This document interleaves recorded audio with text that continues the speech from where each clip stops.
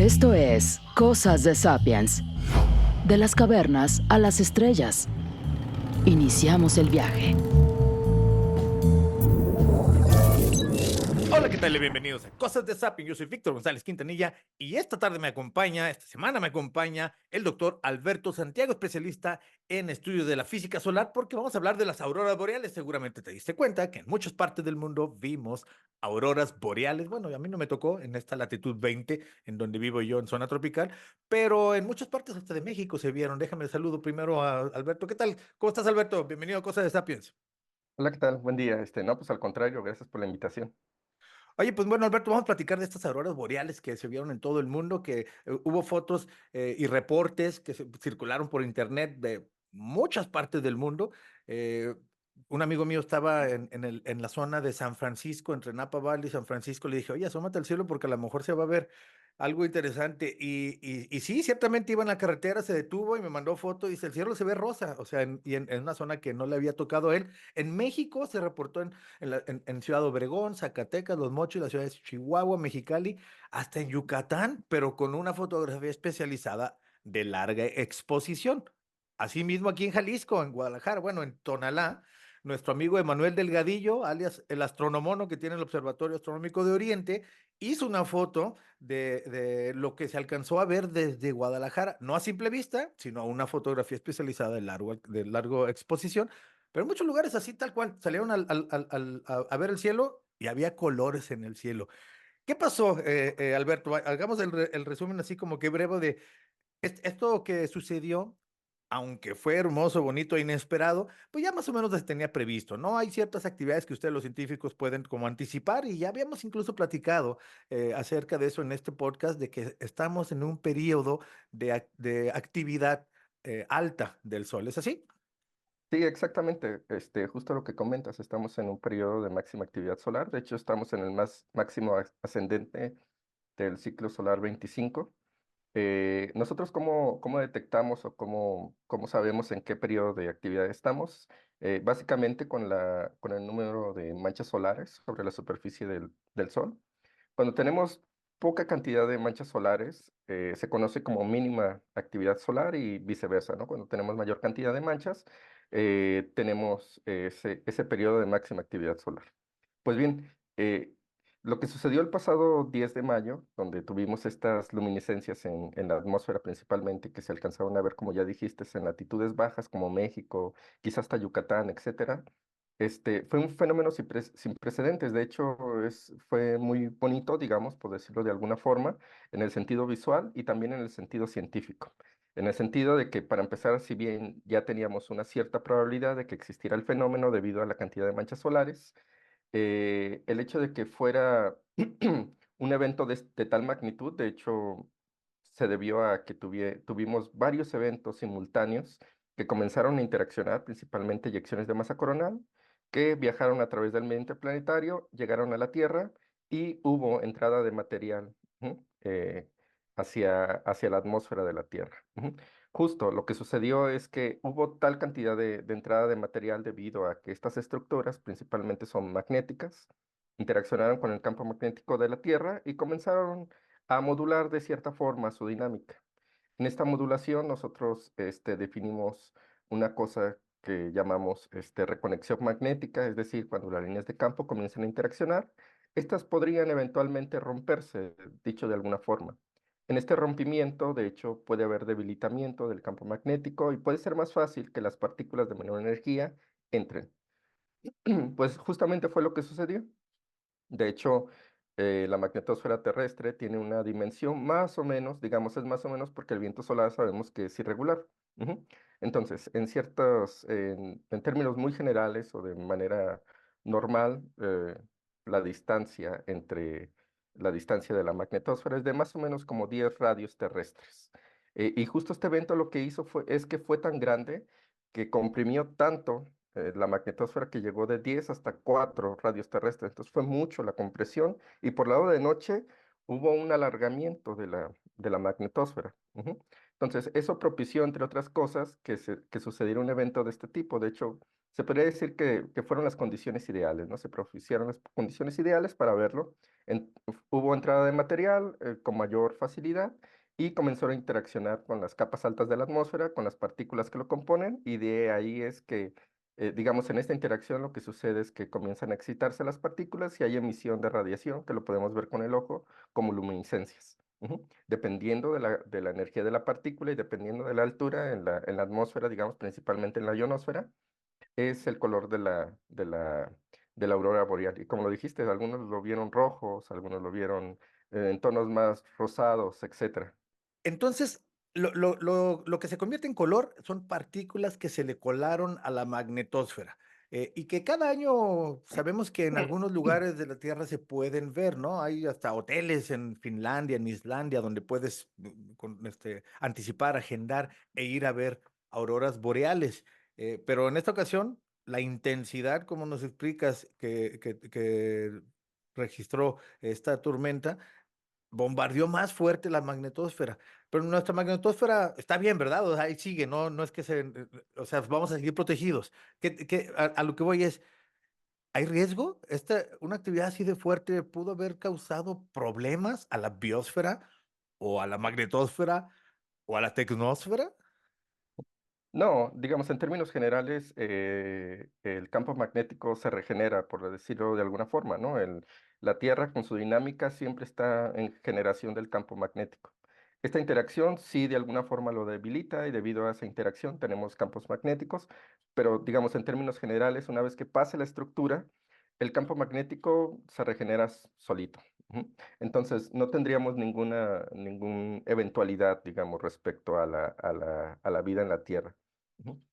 Oye, porque, por ejemplo, Marte no tiene un campo magnético de la intensidad que tiene la Tierra, y según entiendo, esa pudiera ser la razón por la cual no tiene una atmósfera tan densa como la Tierra, porque el campo magnético protege a la atmósfera y si no, el viento solar se la podría ir erosionando, ¿es así?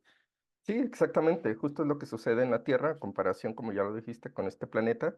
La Tierra tiene dos escudos muy importantes. Por eso es que a nosotros, digamos, si bien fueron eventos muy grandes, nosotros estamos protegidos por dos escudos naturales. El número uno es la atmósfera, compuesta principalmente por gas, que es lo que respiramos, y el campo magnético, que está un poco más allá afuera.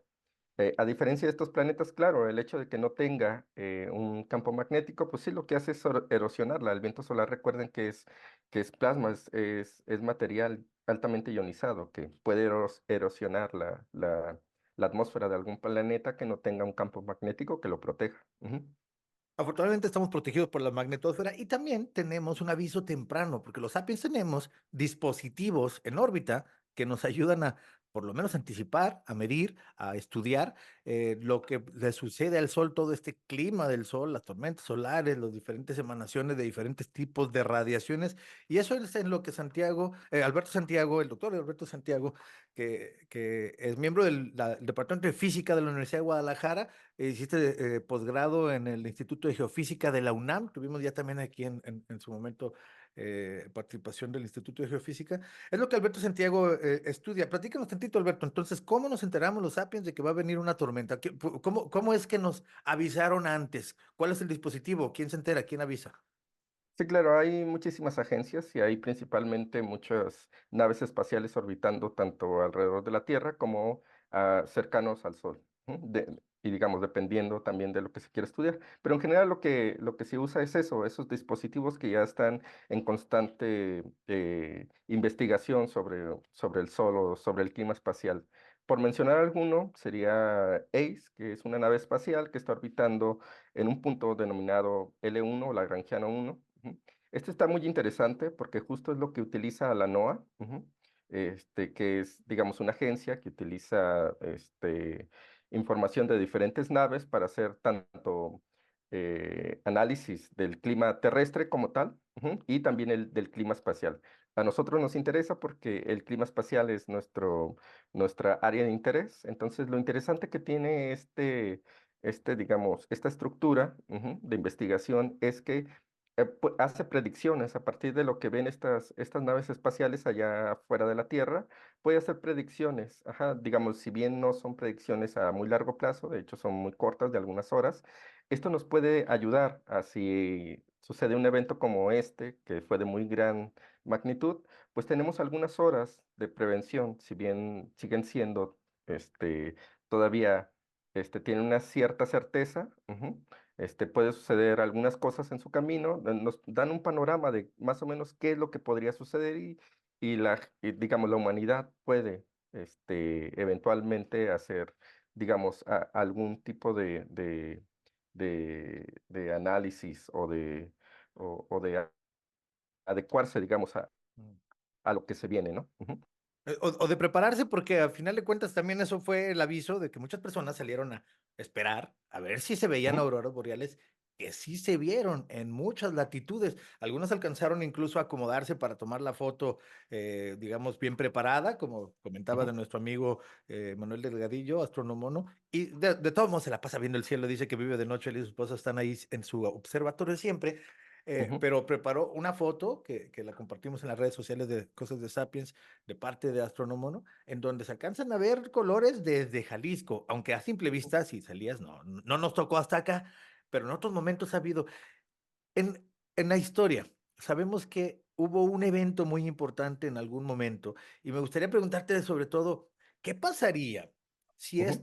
esta tormenta, recordemos que la tormenta, según lo avisó el Centro de Predicción del Clima Espacial de la Administración Nacional Oceánica y Atmosférica, NOAA, por sus siglas en inglés, la agencia que estaba explicando Alberto, anunció que la tormenta geomagnética severa G4, que es la segunda clasificación más peligrosa, se observaron al menos 5 eyecciones de masa coronal dirigidas a la Tierra. Eso lo anunció previendo que al mediodía del viernes 10 de mayo, hace una semana, llegarían. Y ciertamente esa noche se vieron auroras boreales. La pregunta, ¿y si hubiera sido más intenso, si en lugar de 5 eyecciones hubieran sido 10 o 20, si hubiera sido más cantidad de energía la que llegara a la Tierra? Vamos así como hasta incluso a exagerar. Sígueme en este experimento mental. Si fuera Ok. más fuerte, el doble, el triple, 10 veces, ¿qué pasaría? ¿Cuáles serían los riesgos para la Tierra? Pues primero aclarar que para el ser humano, para la vida en general, pues no hay ningún riesgo, insisto, tenemos estos dos escudos muy potentes. El principal riesgo es en cuestiones tecnológicas, Mm. puede ser sobre los satélites, las telecomunicaciones, el sistema de posicionamiento global, la navegación aérea y, digamos, en menor medida, el sistema de generación y distribución de energía eléctrica. Ujú. Si hubiera un evento, de hecho, de tal magnitud que ya ha habido, si bien nos vemos limitados por la cuestión tecnológica, creo que de los eventos más grandes, bueno, no creo, el evento más grande registrado o documentado sería el evento Carrington, ujú, que fue por lo menos 2 o 3 veces mayor en intensidad que lo que se registró el pasado 10 de mayo. El evento Carrington fue en 1859 y digamos, estábamos en los arbores de la tecnología, de hecho el principal tecnología era el telégrafo y lo que sucedió allí es que de hecho hasta se quemó uno de los telégrafos que se tenían en ese momento. Entonces, ese fue de las catástrofes más grandes. Si hubiera un evento aún más grande, también, digamos, una de las cosas que tenemos actualmente es que ya tenemos un desarrollo tecnológico. Actualmente, hasta por mencionar algo aquí en México, ya se ha modificado un poco la Constitución. Ahí el artículo 2, de hecho, de la Constitución ya reconoce como fenómenos astronómicos, los fenómenos astronómicos solares como fenómenos perturbadores. Y por irlo más allá, de hecho, el artículo 20 constitucional establece que también tanto la Agencia Espacial, que ahora existe una Agencia Espacial Mexicana, y el Centro Nacional de Prevención de Desastres también forma parte como asesor del Grupo Nacional de Protección Civil en colaboración con la UNAM, etcétera, muchísimas instituciones. Entonces ya hay todo un desarrollo tecnológico, estructural, institucional para poder prever esto. Ajá. Pero sí, en resumidas cuentas, este tipo de fenómenos a nosotros dentro de la Tierra no nos afectarían tanto, en realidad afectarían a las comunicaciones que eventualmente, digamos, dicho desde otro punto de vista, sí nos podrían afectar de forma, digamos, si nos quedamos sin comunicación o sin posicionamiento global o sin un satélite tan solo una hora, podría generar una catástrofe, ¿no? Esa sería la implicación real. O si no, Obviamente sabemos, sí, ujú. dime. No, no, no, adelante. Digamos, obviamente, esto solamente es dentro de la Tierra. Sabemos que si salimos allá afuera de la Tierra, allá afuera donde ya no nos cubre el campo magnético ni la atmósfera, pues sí, claro, allá, de hecho, justamente por eso los astronautas tienen dispositivos especiales, tienen todo un traje bien desarrollado para poderse cubrir de la radiación. Y dentro de las estaciones espaciales también hay regiones ya plenamente desarrolladas tecnológicamente, por si eventualmente hay un evento solar, puedan cubrirse. Ajá, si sabemos que puede recorrer, si hay una eyección de masa coronal o una ráfaga solar, en ese caso una ráfaga solar donde toda la radiación que llega desde el Sol a la Tierra puede durar alrededor de 8 minutos, eh, tengan el tiempo suficiente para moverse. Y si no tienen el tiempo suficiente, pues ahí por eso esos dispositivos, los trajes, las regiones en las estaciones espaciales, pero en general, nuevamente volviendo a esto, allá afuera sí hay que tener mucho cuidado, por eso hay tantos dispositivos preventivos para los astronautas, pero acá adentro pues podemos estar, digamos, tranquilos, ¿no?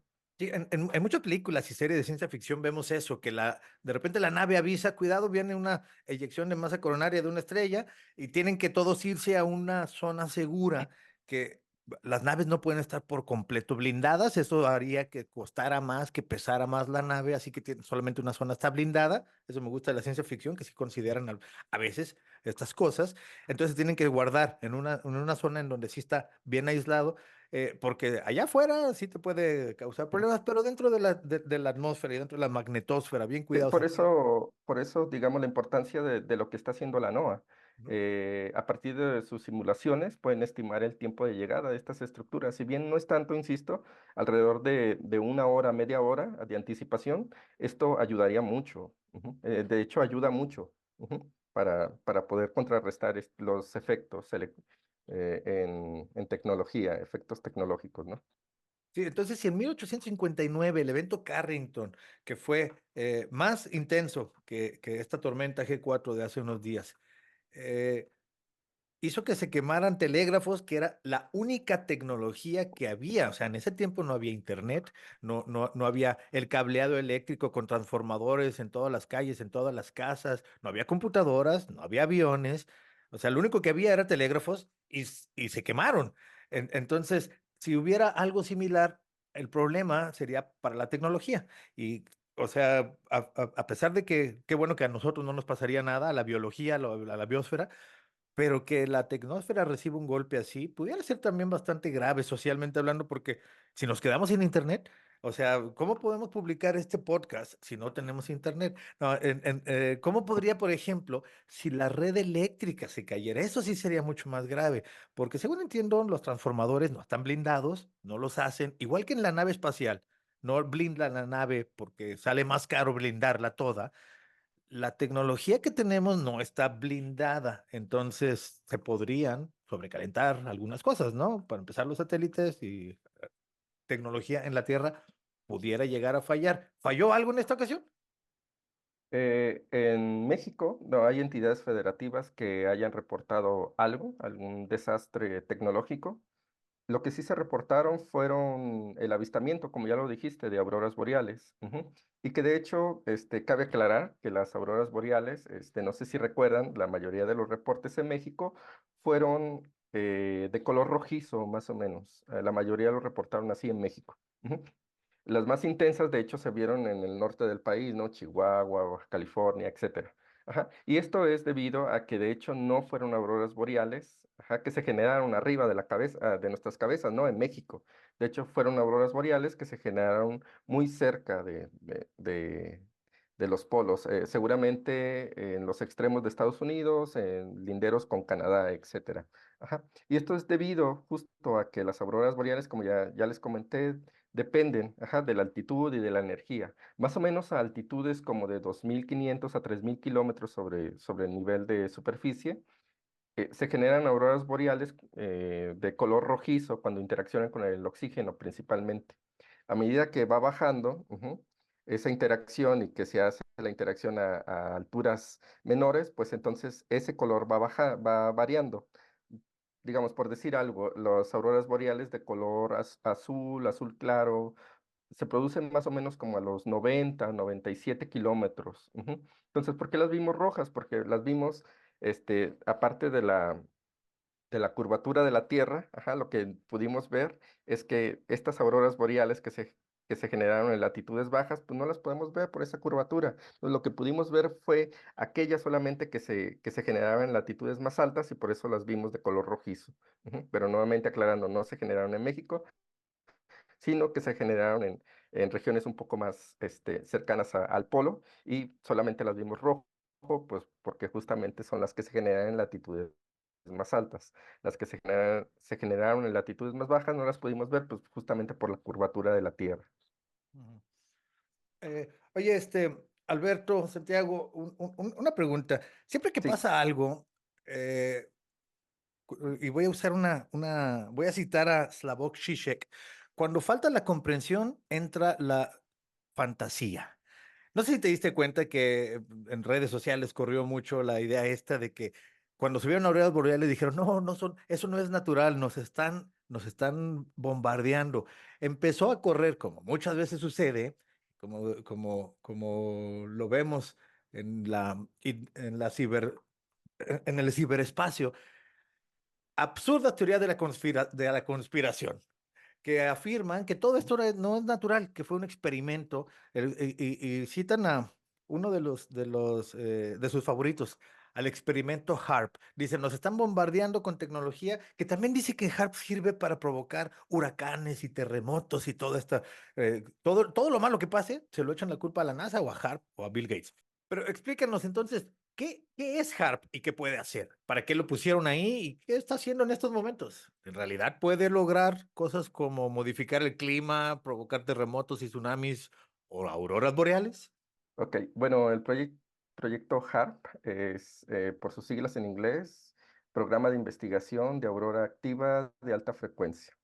El proyecto comenzó más o menos a funcionar en 1993, sus instalaciones las construyeron en 1993 en Alaska, principalmente o más bien específicamente en Gacona, ujú, y fue hasta el 2007 cuando se desarrolló plenamente el detector ionosférico. Ujú. Algo que aclarar es que en el 2014, de hecho, finalizó el proyecto.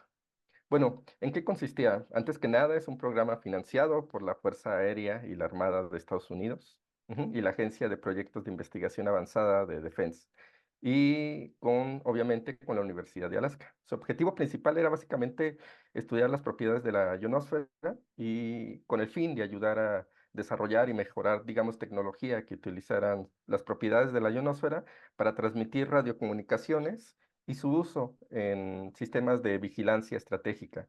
Digamos, por dar un ejemplo, los sistemas de detección de misiles. Entonces, este proyecto, pues básicamente, o podemos decir que se le asoció a estas teorías porque tenían un fin militar.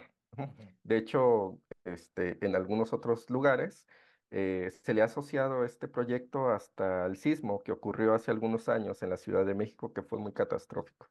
Entonces, sí, cuando sucede algún fenómeno, aquí en la Tierra, casi siempre se le asocia a eso. Pero bueno, ¿qué es lo que pasó? Pues justo este proyecto consiste de varias antenas, son antenas transmisoras, alrededor de 180 antenas receptoras que emiten un tipo de frecuencia hacia la ionosfera. Recuerden que la ionosfera está en las capas altas de la atmósfera, entre los 50 y 500 kilómetros sobre la superficie. Esto varía. De hecho, hay varias estratificaciones. Hay varias capas en la ionosfera, capa D, E y F. Ajá. Entonces, y esto cambia dependiendo de la actividad solar, de qué tanto se ionice. Puede haber, de hecho, hasta otras capas adicionales, pueden crecer o puede hacerse más pequeña. Pues bien, lo que ellos estaban intentando analizar es cómo se propagaban las ondas de radio a través de la atmósfera. Recuerden que justo las longitudes de onda en radio, como las transmisoras, la radiodifusora, pues lo que hacen es emitir estas ondas de radio y las ondas de radio se propagan a través de la atmósfera y estas, por sus características que son altamente conductoras, pues lo que sucede es que pueden hacer que las ondas de radio se reflejen y reboten. Y es justo lo que hacen cuando yo emito, o las radiodifusoras cuando emiten información o emiten algún podcast como el tuyo, pues lo que sucede es que comienzan a rebotar, ajá, y llegan a las personas. Bueno, pues lo que hacían es hacer incidir frecuencias características dentro de esta región, de la ionosfera, y de alguna forma modularla, ajá, la ionosfera con esta emisión de emisión de ondas, de tal forma que pudiera medir cómo se modificaba sus características. Recuerden que la ionosfera puede modificarse si uno la ioniza, o si se le hace incidir un campo magnético, o si hace que las corrientes de estos iones comiencen a moverse, se generan campos magnéticos. Ujú. Entonces, y justo fue lo que pasó en este 10 de mayo. Lo que sucedió es que entró material, comenzó a ionizarse esta región de la atmósfera, y se comenzaron a generar corrientes eléctricas, lo que hizo que el campo magnético se modulara, o de hecho se volviera loco, por decirlo de alguna forma, ¿no? Casi siempre es estable, y ahí fue muy, muy variante.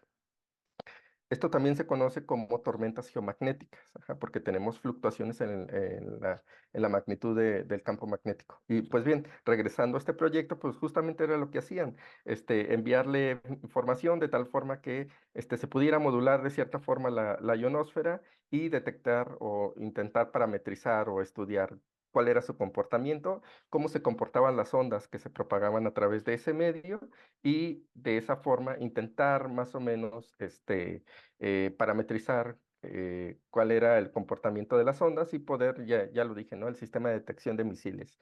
Ese era Ujú. su principal objetivo, o posicionar submarinos, que era uno de sus principales objetivos. No, no provocar terremotos ni auroras boreales, no está dentro de sus, incluso tsunamis que se lo han relacionado. Un experimento que ciertamente, por ser relacionado con el ejército, pues tiene cierta secrecía, pero según entiendo, incluso las Exacto. instalaciones allá en Alaska, uno podía ir al paseo, así como vas en Ujú. Houston a la NASA, tenían espacios para ir, no era tan secreto y no es Ujú. tan siniestro y no está haciendo este tipo o sea, no está provocando auroras boreales. En todo caso, Sí, si de hecho, pudieran, pues, actualmente puedes hacer visitas guiadas. ¿no? De hecho, si bien ya no está a cargo de la Agencia de Proyectos de Investigación, digamos, de la Fuerza Aérea, de hecho ya se cedió a la Universidad de Alaska, ajá, y se hacen, de hecho hay tesis, así ya lo utilizan para fines académicos, Ujú. sí, para estudiantes, para hacer tesis, investigación, etcétera. Sí, Ujú. no es como el área 51 de la No, no, atmósfera, no. ¿verdad? Uno puede, así, uno como civil puede ir y pedir una visita guiada, y te dan todo el recorrido por el sitio, y ya tú puedes verlo, y no, Ahí puede ver a ver eh, si es cierto que están tratando de cambiar el clima de la Tierra. Bueno, exactamente. habría que mencionarlo porque son cosas que también corren por ahí, pero yo creo que lo que más se vio, lo que más vimos todos fueron las fotos de diferentes personas en diferentes latitudes que fueron muy bonitas, que afortunadamente no hubo reportes de daños en las telecomunicaciones, no se cayó el internet, no se cayeron las conexiones de los satélites, así que solamente lo bonito se pudo disfrutar. Esperamos que pueda haber todavía más actividad.